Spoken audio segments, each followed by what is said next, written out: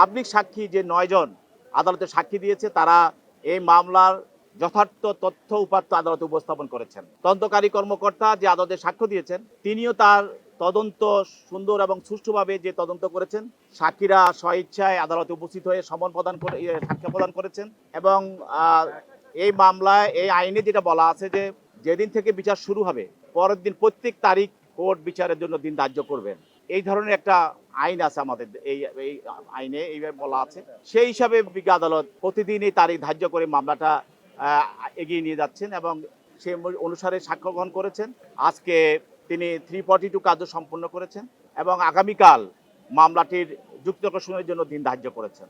আমরা আশা করছি যে পাবলিক সাক্ষী যে ৯ জন আদালতে সাক্ষী দিয়েছে তারা এই মামলার যথার্থ তথ্য উপাত্ত আদালতে উপস্থাপন করেছেন। তদন্তকারী কর্মকর্তা যে আদালতে সাক্ষ্য দিয়েছেন তিনিও তার তদন্ত সুন্দর এবং সুষ্ঠুভাবে যে তদন্ত করেছেন।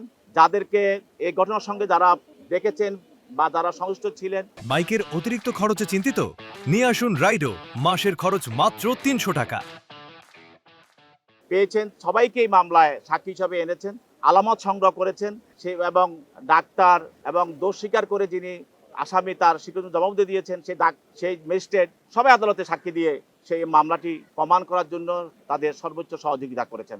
আমরা আশা করছি এই মামলাটি একটি দৃষ্টান্তমূলক মামলা হিসাবে থাকবে এবং আগামী দিন যেন এই দেশে এই ধরনের কোনো ঘটনা না ঘটে, কেউ যেন সাহস না পায়। এই মামলার মাধ্যমে একটি বার্তা দেশবাসীর কাছে সবার কাছে এটা যাবে।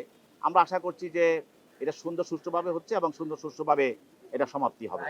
আগামী সপ্তাহের প্রথম দিকে এই মামলাটি রায় হবে ইনশাল্লাহ, আমরা আশা করছি। আসামি বলছে, আসামি জিজ্ঞেস করা হলো আপনার বক্তব্য আছে, আপনি কি বলবেন বলেন।